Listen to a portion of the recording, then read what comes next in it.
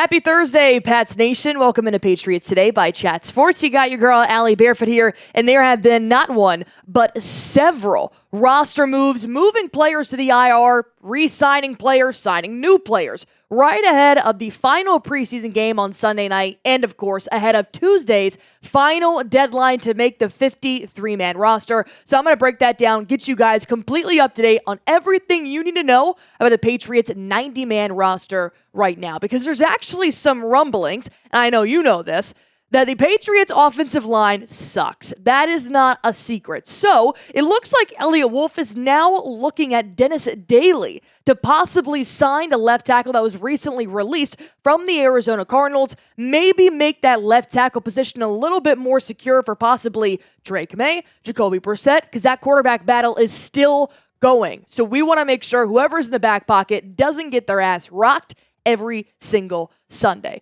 But I do have one quick question for you guys, because I know everybody out there, if you are a real Patriots fan, you know they need to add something to the offensive line because it is horrible. How bad? 14-plus sacks given up to the Philadelphia Eagles defense. Bad. So if you want the Patriots to sign anybody for an offensive tackle, for a left tackle position, go on ahead, like this video. Let me get you guys fully up to date here. Christopher Price was the one that let them know about Dennis Daley, saying, per a league source, the Patriots are one of several teams who have inquired about offensive lineman Dennis Daley. Started 15 games at left tackle for the Titans in 2022. He's 28, so he would definitely provide a lot more experience than the rookie Caden Wallace, and has played both guard and tackle in his NFL career. Music to my ears, but he did spend most of 2023 on IR. That's a little bit of a red flag. The last thing you want to do is sign an injured player that's just going to do nothing but take up a spot, and ultimately you put all your eggs in one basket, and they all pretty much end up rotten. But Dennis Daley, big guy, 6'6", 325 pounds. If I was going up against top defenses, I would want this man protecting my blind side, coming out as a Gamecock from South Carolina. But mention, he has played guard, he has played tackle, mainly left tackle though, for the Carolina Panthers for several years,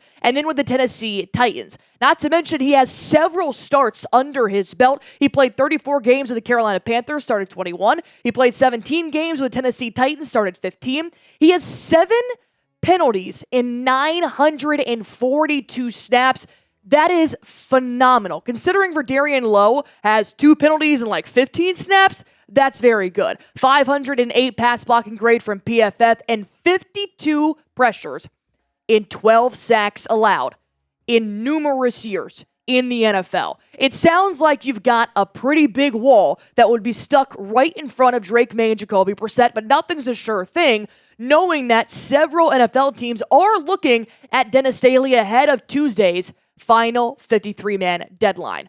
But just because they don't get Dennis Daley, or if somebody else signs him, this doesn't mean this is the last signing that we will see. Why? Because you've got to look at the injury front. And unfortunately, it looks like the Patriots left tackle is already injured. For the love of God, we haven't even gotten to week 1.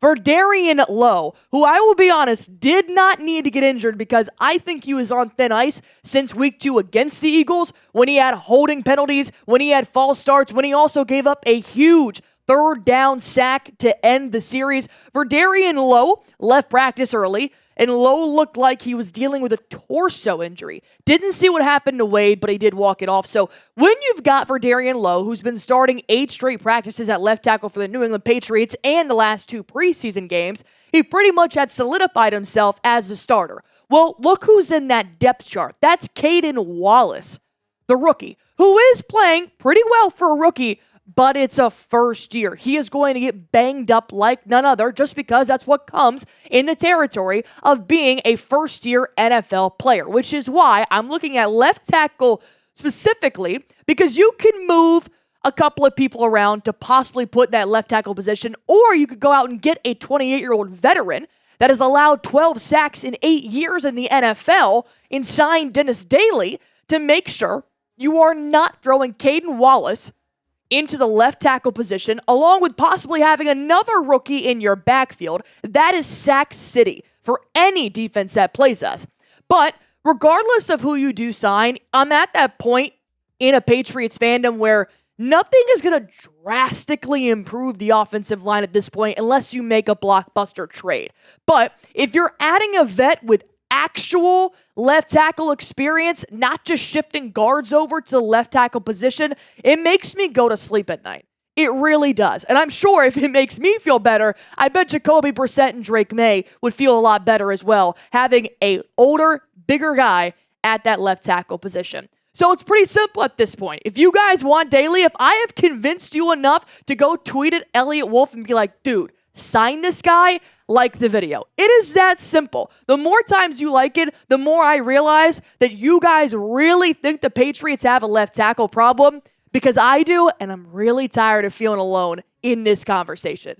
But before I let you guys know about the rest of the roster moves, I need to let you guys know about the number one way to get tickets to any sporting event, concert, maybe even a comedy show. The one app that I use, it's the only app on my phone to get tickets, is Game Time. And if you guys want to go see the Patriots play on Sunday ahead of the regular season, I highly suggest going to see the Washington Commanders New England Patriots game, because their tickets starting at $15. And Gerard Mayo already said, if you're healthy, you're playing. So you're going to get to see starters like Keon White, Ramondre Stevenson, Kyle Duggar, and Jacoby Brissett in action for $15. That's why I love Game Time. Lowest price guaranteed, especially if you guys want to decide on Sunday. Well, they also do have great deals for last-minute tickets. And as you guys can see right there on your screen, they show you where you'll be sitting before you buy your ticket. So if you really want to scope it out and be like, I want to see the best view of Ramondre Stevenson bowling his way through the line, well, then go on ahead, download Game Time today, use promo code CHATSPORTS, CHATSPORTS. That's going to get you $20 off. One more time, go on ahead and use promo code CHATSPORTS for $20 off your first time buying tickets while terms do apply. Download Game Time today, because what time is it? It is game time. So let's talk about more Patriots roster moves ahead of their game time, kicking off 8 p.m. Eastern on Sunday, going up against the Washington Commanders. Unfortunately, in the last preseason game, Jaque Jackson, very scary injury. He went down, didn't really get up, left on a stretcher. They took an MRI, it came back negative, so they had to go get x-rays. I haven't seen anything on those results just yet, but I have a feeling they weren't that good because they placed Jaque Jackson on the IR, which is tough, man. He already had a touchdown in week 1 going up against Carolina Panthers. This is a really tight wide receiver room, but the Patriots have to move forward. So because they placed Jaque Jackson on IR, that means they already signed former Browns wide receiver Matt Landers. And you're probably wondering, who is Matt Landers? Who is this guy coming into a already 12 wide receiver deep battle to make the top 6 or possibly 7, depending on Van Pelt's scheme that he wants to run? Well, Landers, he's been around the NFL for a little while. He was in the 2023 draft. He had a 4.3 40-yard dash. So that screams speed, in my opinion, which is great because Jaque Jackson has that long, thin, skeleton-like body, but he's also got that speed. Standing at 6'4", 200 pounds, 2023 undrafted free agent. He has been on a couple of practice squads with the Seahawks and the Panthers, and then he recently made the Cleveland's 90-man roster, but they just recently let him go. That's why the Patriots just signed him.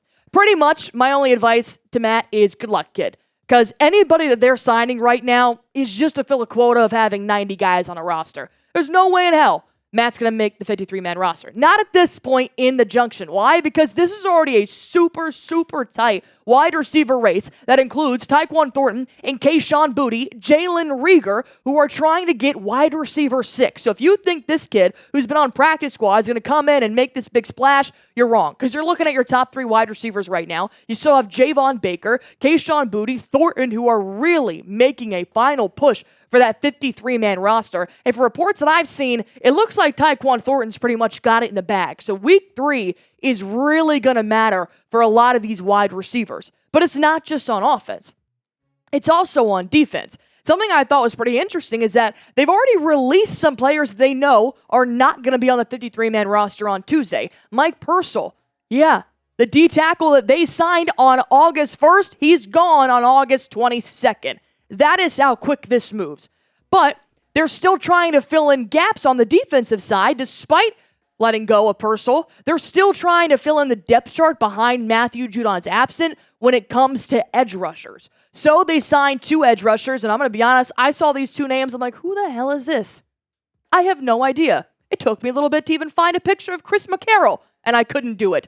But they signed 2 defensive ends, kind of the same situation as Matt. What is this really going to do other than fill a 90-man quota?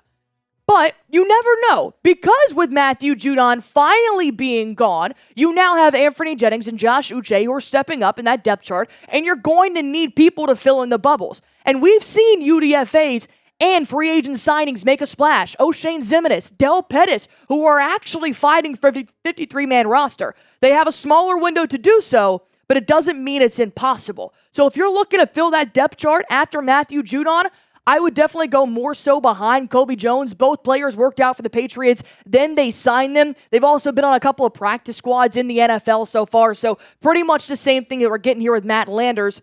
But because there is more of an opening when it comes to the edge rusher depth chart, I do believe maybe one of those guys could end up making a splash. But I have a question, because I'm looking at the depth chart almost every single day, and I feel like a piece of me is missing. Do you guys miss Matthew Judon?